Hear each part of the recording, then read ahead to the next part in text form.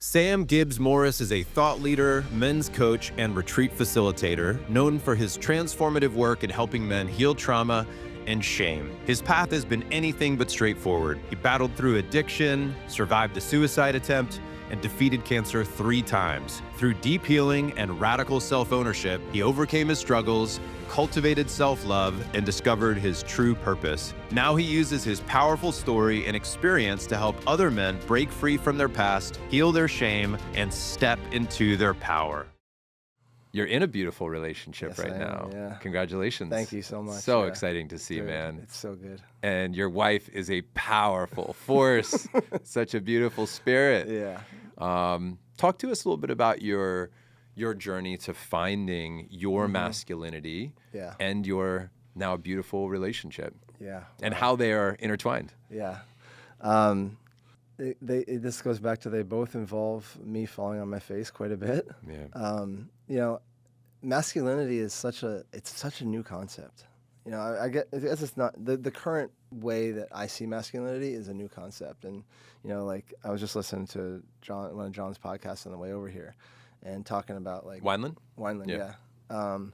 And so he was talking about like what men's work is and like how it all kind of intertwines in his thing about masculinity. And, masculinity, for me, it's capacity.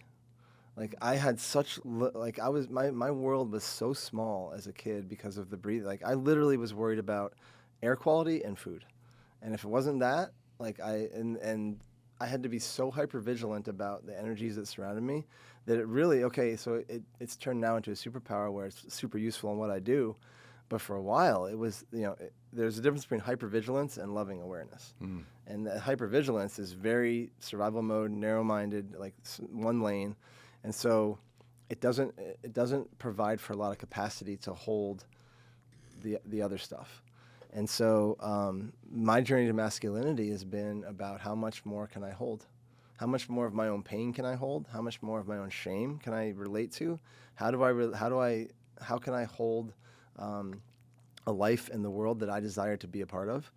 And so my journey with masculinity has been really about nervous system regulation. It's been about physical capacity. It's been about emotional intelligence, like all these things that come in so that I can now not be so reactive, but be responsive to the world. And how do we increase our capacity? Because I agree with that. Yeah, it's clearing. One of the fastest ways is like there will become a point when there's the rite of passage or the initiation that as men we go through.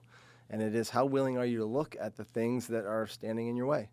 For me, it was addiction. For me, it was self-worth and self-doubt and a lot of shame and a lot of like these things would all manifest. And how much of that can I clear away? Because the bandwidth is the bandwidth. Like it's there. But how much can I kind of do like a disk defrag on my hard drive and clear away the things that are clogging up the works, causing me to show up in a less than ideal way, causing me to show up in a non-leadership way, or causing me to like recoil in the face of some conflict, whatever it is. And so the first step is like really clear away all the things that as a man. You look in the mirror, you're like, that thing, that's it. That's the one that like comes back around. It's annoying. It bothers me. It stands in my way. How do you get to address that and clear that? Because once you clear that, then you finally can open yourself up to, sitting in meditation for maybe 25 minutes instead of 20. Doing some breath work, doing nervous system work, get in touch with your own anger. How once you clear away the things that have been weighing you down, do you get to amplify and then step into the primal urges, the primal life force that lives inside of you? When we can harness that primal life force, and whether that's anger, sexual energy, creative energy, leadership, whatever it is, these things that we in our DNA we carry them, and a lot of them get pushed down because of collective societal stories or whatever. How do we bring those things back online without being reckless and destructive with it? I was at a gathering, Preston and Alexi, who were just on the show, and we just released their episodes. I had told you about a ceremony that I was in, had 2 big discoveries, and I was like, Sam, was hold on, let go. And then you showed me tattoos that you have that say, hold on, let go. And I was like, I'm meeting a brother who clearly the timing is perfect. Yeah. And Talk to me about what those two mean for you. Clearly, I hear clearing, and I hear a version of let go. Yeah. That may or may not be Yep. exactly what that means to you, or how you ended up with that Yeah. ink on you. But talk to me about those two terms and how important they are to Yeah. masculinity and relationship. Fellas, if you're like me and you're serious about leveling up as a dad, well, I've got something for you. It's called our Brotherhood Experience. It's a no cost, no commitment way to see what Front Row Dads is all about, and where you'll get a chance to connect with other guys like you who are focused on being family men with businesses instead of businessmen with families. Through the experience, you get a deep dive into our core values, what drives our community, and who this brotherhood is truly for. And trust me, by the end, you'll know exactly if this is your tribe or not. If you're ready to give it a shot, head on over to frontrowdads.com/experience to sign up for a free event, and we'll see you there. Again, that's frontrowdads.com/experience. Now let's get back to the show. Yeah. Ink is so funny because it's like when I got those tattoos, it was a way different thing than it is now. Yeah. But I'll tell you both. Yeah. When I got the hold on, it was like strictly out of like I am holding on by the fucking bare bones. Like, Yeah. I am just like they say when you get to the end of your rope, tie a knot. Like, Yeah. I was hanging on to that knot. The let go was kind of similar to what it is now, but it was just let go of the bullshit. Like let go of the things that no longer serve. Yeah. And Maybe what you were holding on and letting go was changed dramatically, but the message well, is just still like there. the understanding that like I was letting go at that point was more of like a cut it off. Yeah. It's like fuck it, like just go. Mm. And knowing what I know now, it's like letting go of outcomes, letting go of results, letting go of how I think it should go, letting go of my plan and surrendering to Spirit's plan. And holding on is this is where the balance comes in of it, because you can hold on. There's a great analogy in the personal development world of like you're either gonna let go or be dragged, and there comes a point when you gotta like just give up your grip and stop holding on. Holding on to shame, holding on to struggle stories, holding on to a person, holding on to a relationship, holding on to something that is just maybe you think is so good, but you're literally being dragged on the ground. And so now hold on for me now, really it means there's the balance, but there's also, if things are good, hold on to the moments as long as you possibly can, because everything is impermanent. And likewise, if things are bad, hold on just a little bit longer, because you never know what the next moment, the next day, the next thing will bring. And I've learned so many times that if I'm going through something, I'm like, okay, when's the hardest day gonna get here? Because there's like a build up to like going through, whether it's financial or love or emotional, whatever it is. There's like this ramp up, and then there's like this, like the hardest day you've ever had, and the next day is always like, oh, was it really that bad? Like it's just such a massive shift when you can just stay with something just a little bit longer. Yeah. In my relationship with Tatiana, a lot of it was holding on to the love, holding on to a belief that that there was a storm present in a moment, and it would pass. Yeah. Right. So a lot of that was very beneficial. I think there are moments when we could have easily separated. Oh yeah. And I've talked about it openly on the show, and you're familiar with my relationship. And at the same time, what I had to let go of a lot in our relationship was control, expectations. A lot of that got let go of. But those two things, and this is going to tie beautifully into where I wanted to go next, which is, to me, learning how to partner dance this year, which happened over the last 6 months for me. And we danced at a Front Row Dads VIP retreat. Yeah, so good. That was dancing for me is the perfect example of holding on and letting go. That's all we do. Knowing when to hold on to her, knowing when to let go of her. Yeah. When do I spin her away and bring her back? And and how much do I grip her hand? Like how firm is the pressure? Yeah. There's a beautiful way to lead and connect if I attune to my body and hers. When you and I were really getting to know each other, Burning Man several years ago, there was this moment when Tatiana was, and I've shared the story, but I'm telling it again for anybody who hasn't heard it. We were in it. We were in the depths of the darkness, and it was tough. And then she was a little frantic going somewhere. This is how I remember the story. Correct me if I'm wrong. She was a little frantic going somewhere. And she was like, I got to get to the thing. I got to get to the thing. I got to get to the dance. Mm-hmm. And she was about to jump on her bike. And I think that you offered some wisdom in that moment. And you said, Tatiana, this is the dance. Mm-hmm. And I love that because that's often what we think, is that the dance is something else that we do, or that we're, Yeah. or this, and many times, like, we're in it right now. We're in the dance of life, you know, the ebb and the flow, the hold on, the let go. Yeah. Sometimes it's not pretty. Sometimes you step on someone's toe. Sometimes you, right? Like it's filled with sometimes shame. Dance Yeah. for people, I think, is like riddled with shame. I'm not doing it right. Yeah. People are looking at me. I'm on the dance floor. Yeah. That whole thing about dance like no one's looking. Yes. Because, like, everyone's worried about someone looking. That's exactly it. Yeah. That's exactly it. And oftentimes I'll look at somebody that I think, you know, maybe has like a very interesting dance move, but most of the time I'm like, good for them, Yeah. man. So like, I want to be more like that. Yeah, I'd like they to are be able free. to be free Yeah. and shake it like Yeah. no one's looking. Yeah. So anyway, I wanted to honor you for that, because you've shown up in critical moments in our life and said very important things that have stuck with me. And so, and I could tell more and more stories, but that one is very fitting Thank to you. where we are. Yeah, I go back to that one a lot. I love that moment. One of my favorite playa moments of all time. Yeah. It was so good. It was perfect and, Yeah. and profoundly altered our life. Yeah. Yeah. Beautiful. I love that. Talk to me Can I say one thing Yeah, first? please. About like the letting go and the holding Yeah. on in the movie and the relationship moving through. There's this cliche about being in a relationship is the willingness to attend 1,000 funerals. So there's also this like when you're holding on and letting go, like how willing are you to see a new version of somebody? Are you holding on to someone who they were 5 years ago, or something they did 5 years ago, or something, or like a theory of them?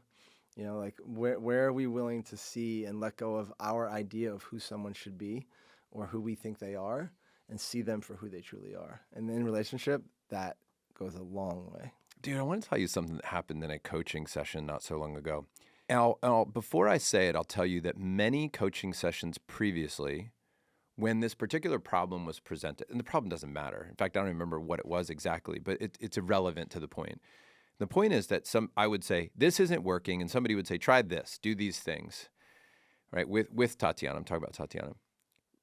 A coach that we've worked with recently said, Jon, what if she can't change?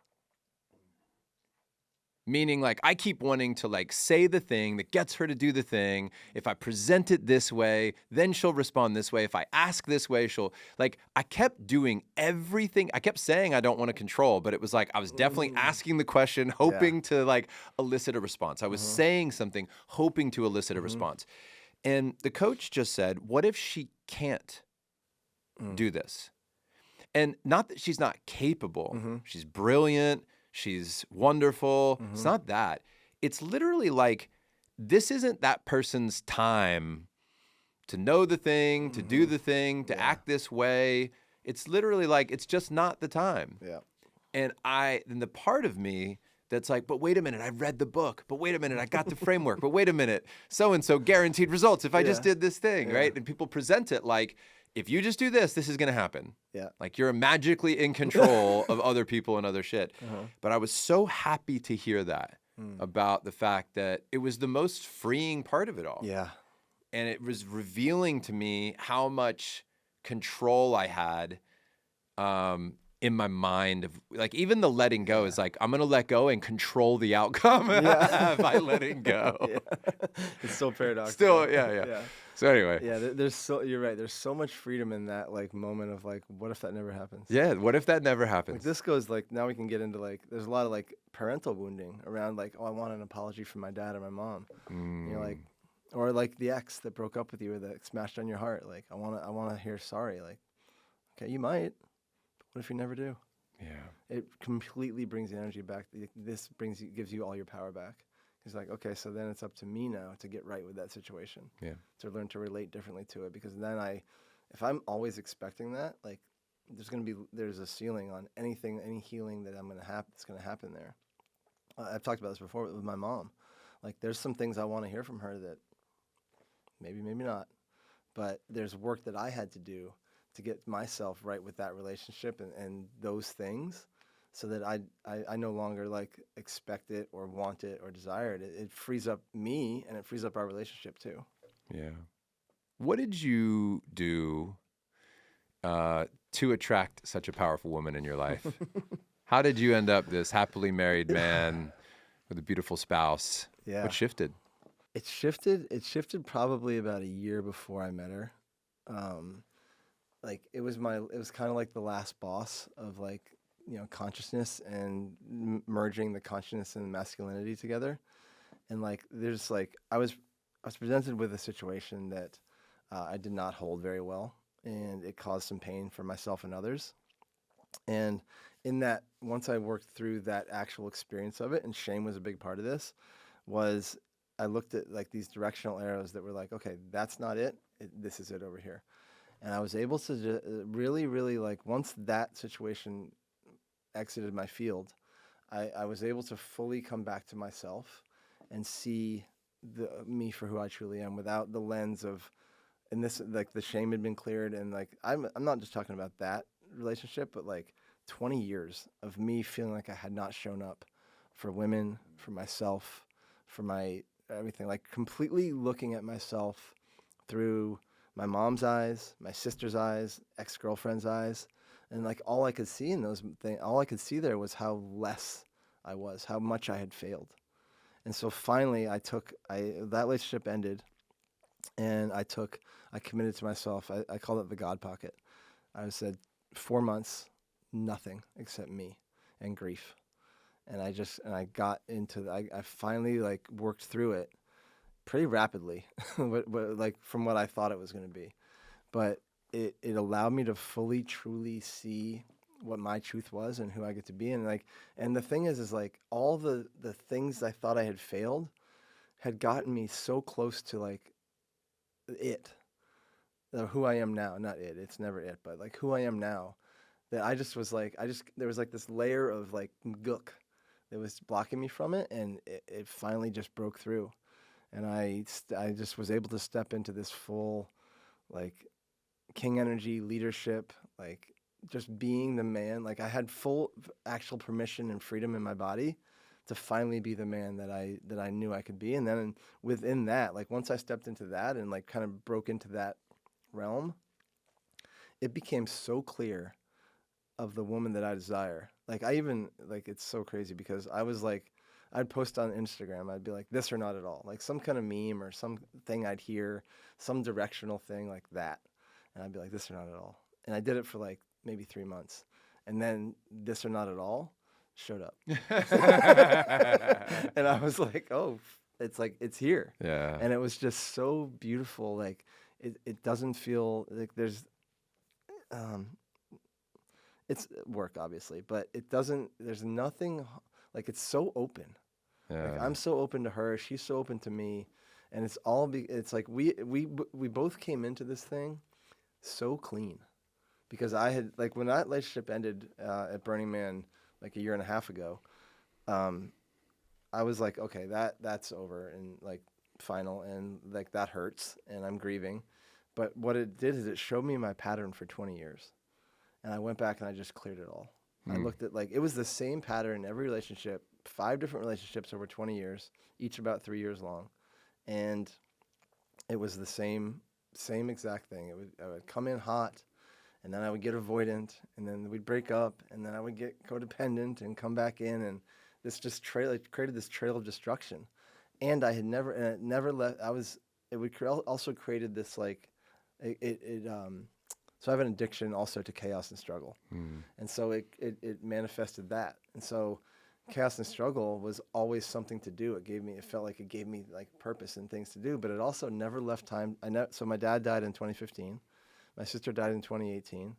I had 3 different relationships that I considered pretty important to me that just kind of went away. And I basically was like swatting away flies, like in that moment. I never actually gave myself time to grieve any of it. And that was the big thing that opened me up to what I have now. Wow. Yeah. If a man wants to attract the woman of his dreams, right, the partner of his dreams, if a married man wants to reattract, right, to reignite love or passion or whatever you want to define it as, I think you know what I'm getting at, right, in their relationship, what's something they can do now to look at that? Yeah. So a lot of times that focus gets put on her. It's not about her. It's about you.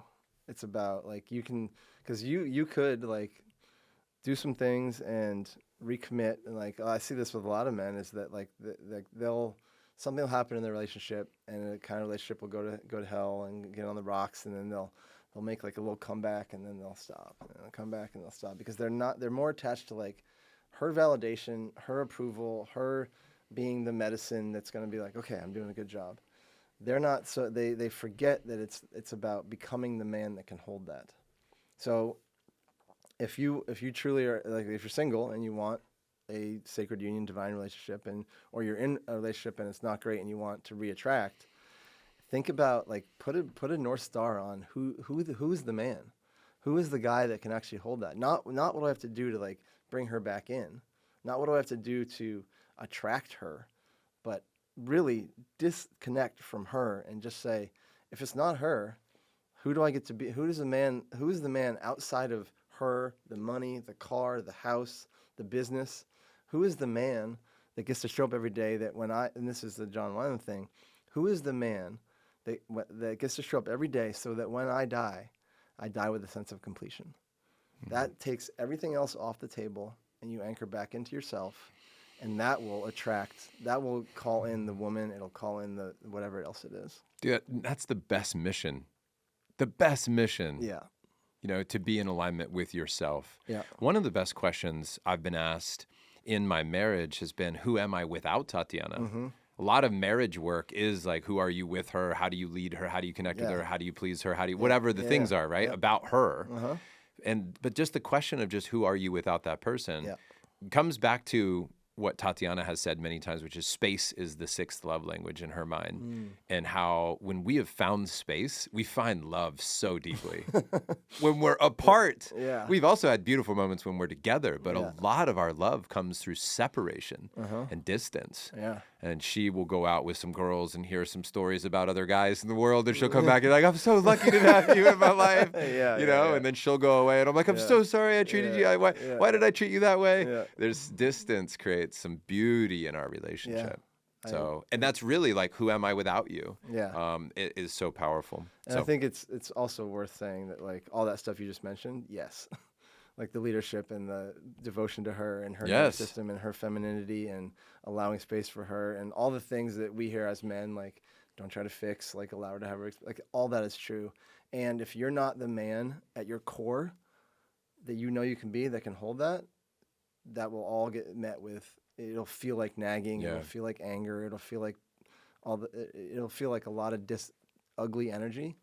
But if you're the man that can be there and hold that, all of that is then available to you. I think one of the biggest like predictors or gauges that you can put on it is like women want to hear like, I got you. They want the big I got you energy. And I think what gets lost is that a lot of men will say that, but what it is I got you as long as you do this. Yeah. I got you as long as you do it my way. And this is where masculine leadership gets a little bit murky. Is masculine leadership is expansive.